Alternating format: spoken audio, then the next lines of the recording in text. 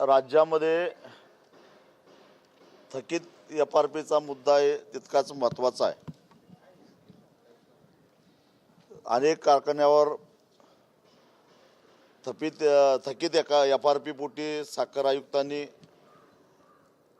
RRC काढलेले आहे आणि अजून काही प्रस्तावित आहेत। जे प्रस्तावित आहेत त्यापैकी 2022-23 2023-24 या हंगामामध्ये ज्या त्या वर्षाच्या रिकव्हरीच्या आधारानं FRP निश्चित करण्याच्या नावाखाली FRPचे तुकडे केलेले होते। त्या संदर्भामध्ये मुंबई उच्च न्यायालयानं सरकारवर कडक ताशेरेवरून एप्रिल 2025 मध्ये निकाल दिलेला होता आणि ती रक्कम व्याजासहित 15% व्याजासहित शेतकऱ्यांना द्यावी असा आदेश दिलेला होता।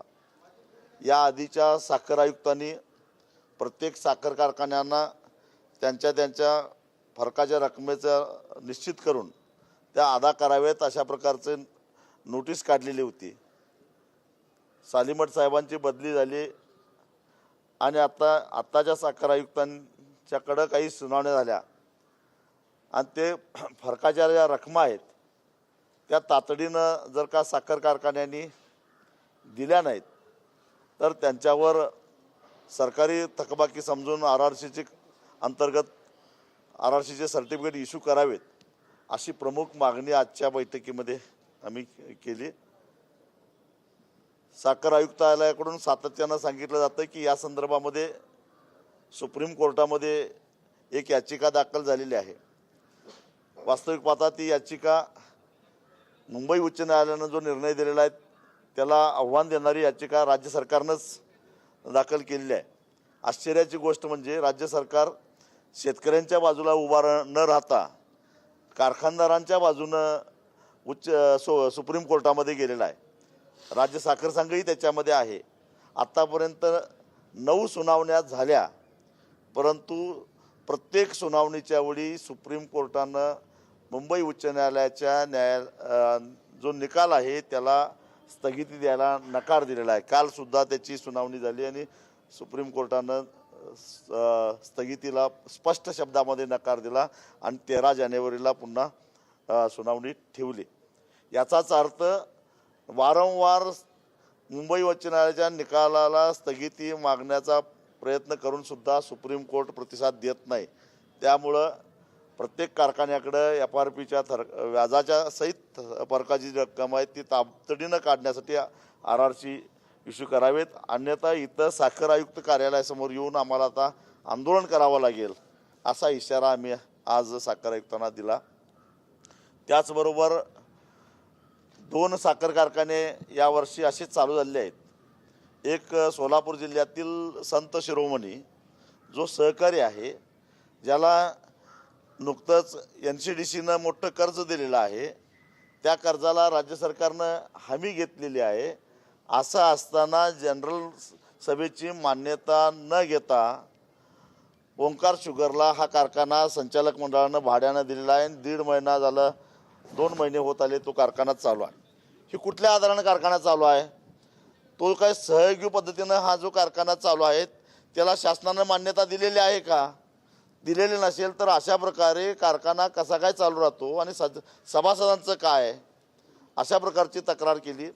तीच परिस्थिती राज्याचे माजी सहकार मंत्री हर्षवर्धन पाटील यांच्या नेतृत्वाखाली असणाऱ्या कर्मयोगी सहकारी साखर कारखान्याची, त्याही साखर कारखान्यानं सभासदांची मान्यता न घेता याच ओंकार शुगरला सहयोगी तत्वानं भाड्यानं दिलेलं आहे। आणि मग सरकारचं भागभांडवल या कारखान्यांच्यामध्ये आहे, कर्जाला सरकारची हमी आहे। असा असताना बिनदिक्कतपणे संचालक मंडळ कोणाला तरी भागीदार करून घेतं आणि करोडो रुपयाची मालमत्ता अशा प्रकारे खैरात वाटल्यासारखं वाटली जाते। सरकार नेमकं काय करायला लागलंय, साखर आयुक्तालय काय करायला लागलंय, हा प्रश्न आम्ही या ठिकाणी विचारला। तिसरी अत्यंत महत्त्वाची गोष्ट म्हणजे राज्याचे सहकार मंत्री बाबासाहेब पाटील यांच्या अध्यक्षतेखाली असणारा जो लातूर जिल्ह्यातला साखर कारखाना आहे, तोच FRP थकीत आहे.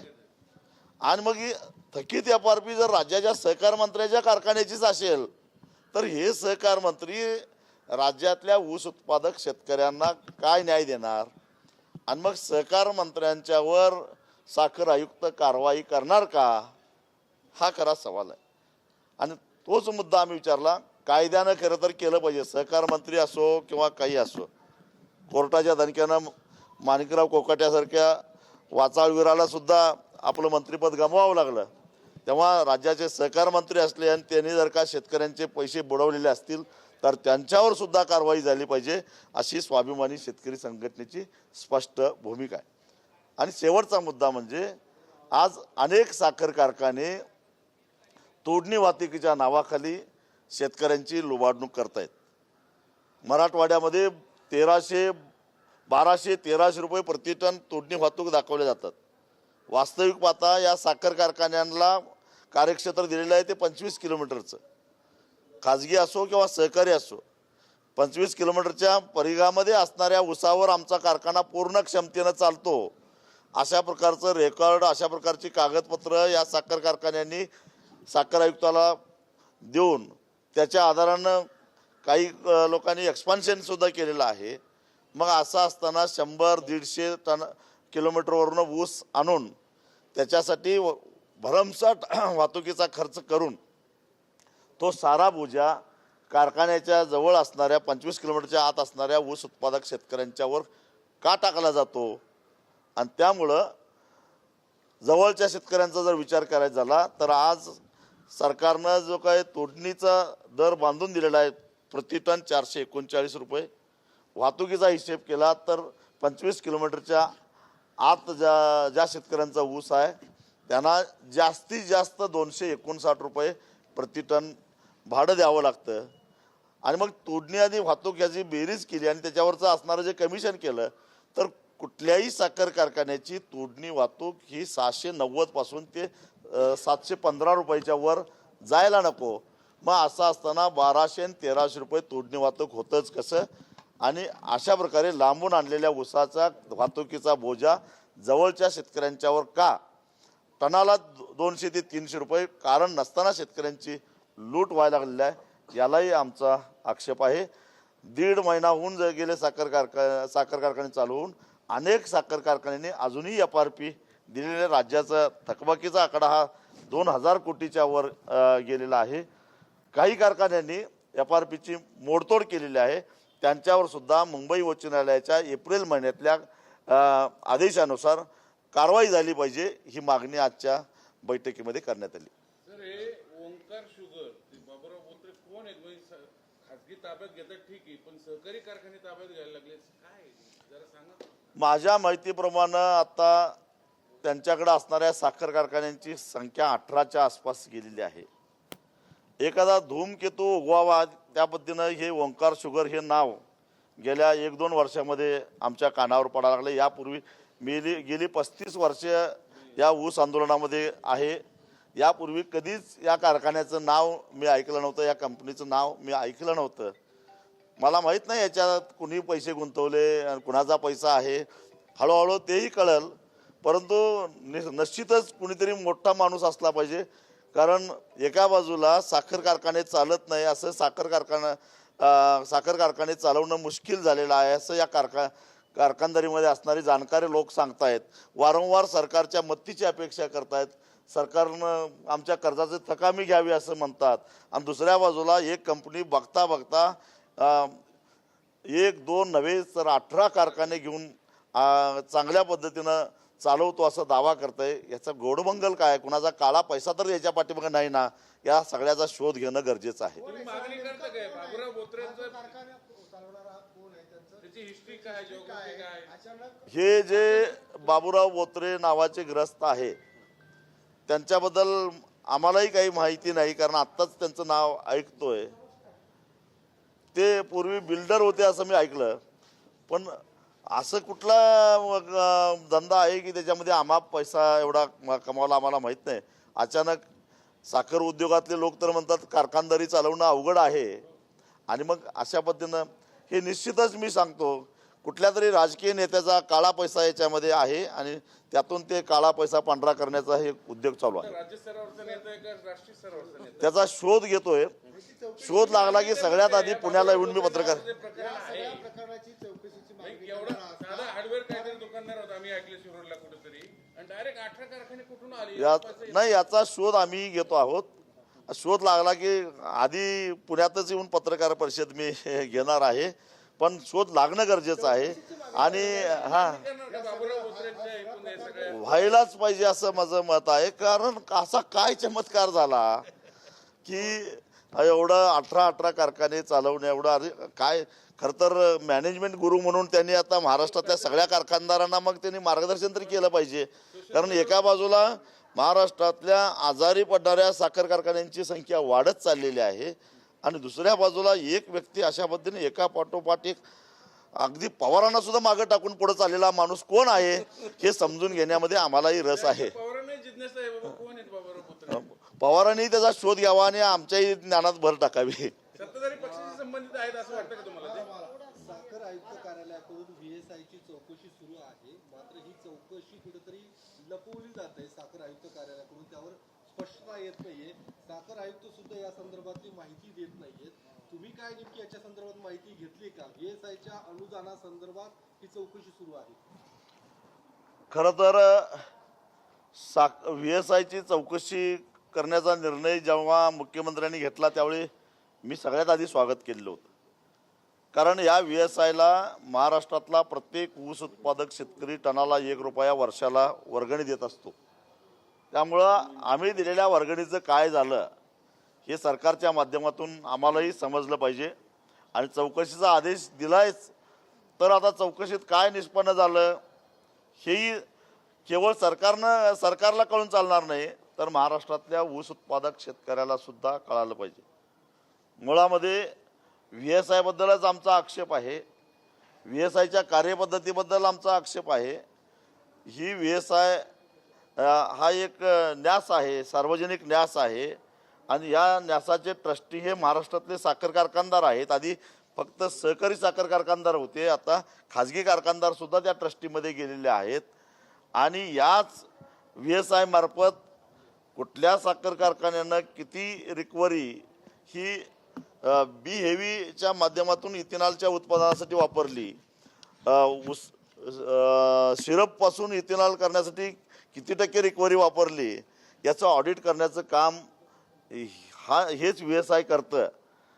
आता मला सांगा की या सगळ्या आमची रिकव्हरी इथेनॉलच्या उत्पादनासाठी वापरणारे साखर कारखाने मध्ये तेच लोक, VSI मध्ये सुद्धा तेच लोक, म्हणजे तेच चोऱ्या करणार, त्याची तपासणी सुद्धा तेच लोक करणार आणि निष्कर्ष आम्हाला सांगणार, अशा प्रकारचा हा सगळा कारभार आहे. आणि म्हणून एकतर इथेनॉलच्या उत्पादनासाठी जर साखर वळवली असेल तर त्याचं ऑडिट VSIच्या ऐवजी IIT पवई किंवा अशा तत्सम सरकारी संस्थेनं केलं पाहिजे, तर खऱ्या अर्थानं शेतकऱ्याला न्याय मिळेल. इथं चोरच चोराची चौकशी करायला लागला आहे आणि म्हणून VSIच्या एकूणच कार्यपद्धतीबद्दल आमच्या मनात संशय आहे. आता मुख्यमंत्र्यांच्याही मनात संशय निर्माण झालेला आहे. त्यांनी चौकशी लावल्या, चांगली आहे, पण आता केवळ राजकारणासाठी चौकशीचा वापर करू नका, जनतेला सत्य समजू दे. आता मला सांगा की साखर आयुक्त काय चौकशी करणार? राज्याचे सहकार मंत्री त्या ट्रस्टीमध्ये असतील, राज्याचे अनेक दिग्गज नेते त्या ट्रस्टीमध्ये असतील VSIच्या, तर साखर आयुक्तांच्या लेवलला चौकशीच करायची होती मुख्यमंत्र्यांना. त्यांचा हेतू प्रामाणिक होता तर एखाद्या निवृत्त न्यायाधीशामार्फत चौकशी करायला पाहिजे होती. माणिकराव कोकाटेने राजीनामा दिलाय, पण त्यांच्या आमदारकीच्या राजीनाम्याची मागणी होती आहे. राजकारणातली नैतिकता म्हणून हे राजीनामा द्यावा असं म्हणलं जातं. खरं तर विधानसभेच्या अध्यक्षांनी त्यांना काढूनच टाकलं पाहिजे. जो नियम सुनील केदारांना लावला, लोकसभेच्या अध्यक्षांनी जो नियम राहुल गांधींना लावलेला होता, माणिकराव कोकाटे काय वेगळे आहेत काय? वेगळ्या जगात नालीत का? राहुल नार्वेकरांना अजून कोर्टाची ऑर्डर मिळालेली नाही असं म्हणतात.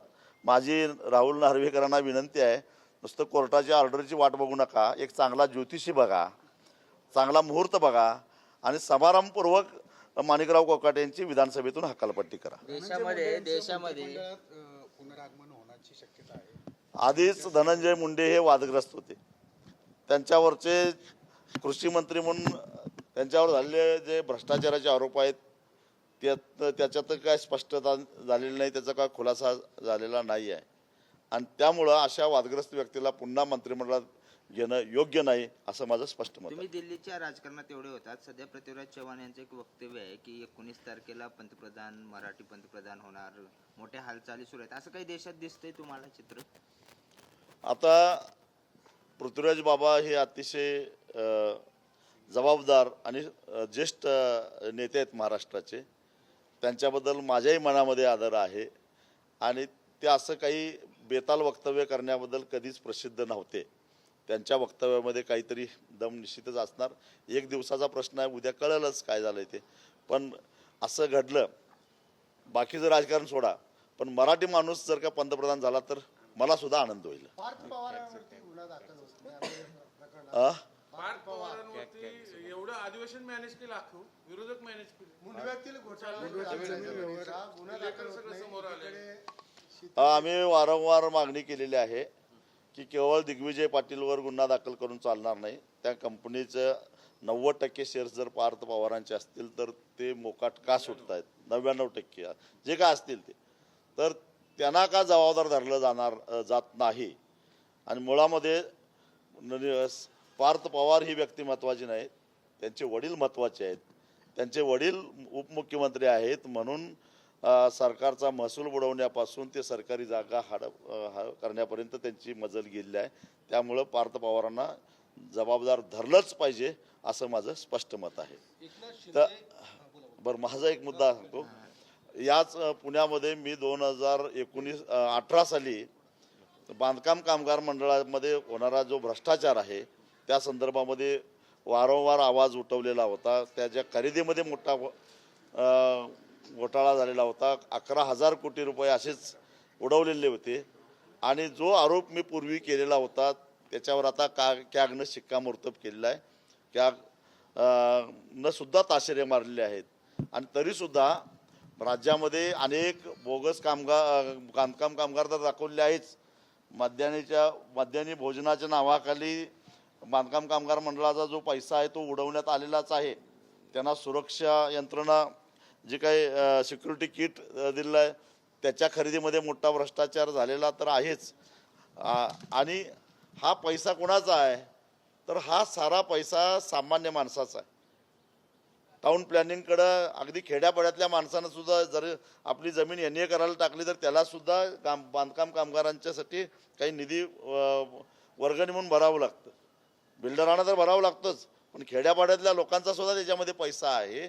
आणि अशा पद्धतीनं सर्वसामान्य लोकांच्याकडून बांधकाम कामगारांच्या कल्याणाच्या नावाखाली जो पैसा गोळा केलेला आहे त्याची उधळपट्टी व्हायला लागलेली आहे. आणि एवढं होऊन सुद्धा महाराष्ट्राचे मुख्यमंत्री एक शब्द त्याच्यावर बोलत नाही, याचं मला आश्चर्य वाटतं. 2018 साली पुराव्यानिशी, त्यावेळी सुद्धा ते मुख्यमंत्रीच होते, त्यांच्याकडं मी हे सगळे पुरावे दिलेले होते. त्यावेळी त्यांच्याच मर्जीतला माणूस यादव नावाचा कोणीतरी होता, तो अध्यक्ष होता या बांधकाम कामगार मंडळाचा. पण तरीसुद्धा दुर्दैवानं चौकशी होत नाही. एकनाथ शिंदेचे भाऊ प्रकाश शिंदे यांच्यावर ड्रग्सच्या संदर्भातले आरोप लावले गेलेत. उद्धव ठाकरेंच्या शिवसेनेकडून थेट उपमुख्यमंत्री एकनाथ शिंदेंच्या राजीनाम्याची मागणी होती. कसं बघताय या संपूर्ण घटनेकडे? त्याच्यामध्ये खरोखरच त्यांचा हात असेल, त्यांच्या रिसॉर्टवर सापडला म्हटल्यानंतर असं कोणी म्हणू शकत नाही की ते मला माहीत नाही. तर निश्चितच या सगळ्या ड्रग्ज माफियांना पाठीशी घालण्याचं काम कोणीतरी सरकारमध्ये उच्चपदस्थ व्यक्ती असल्याशिवाय होऊ शकत नाही. आणि आधी फक्त आम्ही पंजाबबद्दल बोलायचो, आता महाराष्ट्रातल्या खेड्यापाड्यामध्ये सुद्धा हे ड्रग्ज माफिया पोचलेले आहेत. 17 वर्षापासून 22 वर्षापर्यंतची मुलं आज व्यसनाच्या अधीन झालेले आहेत. आणि नुसतंच व्यसनाधीन झालेले नाहीत तर ते हिंसक झालेले आहेत. खुद्द माझ्या शिरोळ तालुक्यामध्ये गेल्या 6 महिन्यामध्ये 17 ते 22 वर्षाचे 4 पोरांची खून झालेली आहेत या ड्रग्जमधून. म्हणजे हे प्रकरण एवढं खाली पाझरलेलं आहे. दुर्दैवाची गोष्ट म्हणजे महाराष्ट्रातल्या राजकीय नेत्यांचा, सरकारमधल्या उच्चपदास्थांचा त्याला जर का आश्रय असेल तरी बाब गंभीर आहे. महाराष्ट्र नासायला लागलेला आहे. काँग्रेसकडून आमदार राहिलेल्या प्रज्ञा सातव यांनी आज भाजपमध्ये प्रवेश केला. एकेकाळी सातव यांचं घराणं थेट दिल्लीतल्या अनेक काँग्रेस नेत्यांची जवळीक होतं. काँग्रेसला सध्या त्यांच्या नेत्यांना आमदारांना त्यांच्याकडे थांबवता येत नाहीये का? भाजपचं हे प्रलोभन दाखवून त्यांना आमदार तिकडे पळवायला नेत आहेत? प्रलोभनं दाखवणं, भीती दाखवणं हे तर चालू आहेच. पण कदाचित प्रज्ञा सातव यांच्यावर अन्याय झाला असेल. कारण काँग्रेसनं त्यांच्या सासूबाईवर फार मोठा अन्याय केला. अनेक वर्षे त्यांना मंत्रिपद दिलं इच्छा नसताना. त्यांच्या राजीव सातवना खासदार केलं, परत आमदार केलं. एवढे अन्याय केल्यामुळं परत प्रज्ञा सातव यांना सुद्धा 2 वेळा आमदार केलं आणि हा अन्याय सहन न झाल्यामुळं कदाचित त्या भाजपमध्ये जात असाव्यात. एकनाथ शिंदे यांचं मुंबई महापालिकेसाठी 10,000 कोटींचं बजेट आहे असा आरोप संजय राऊत करतात. आता राऊत साहेब बोलतायत म्हटल्यानंतर खरं असेल. बघू, मला काय म्हणजे नेमकं माहिती नाही काय झालं ते.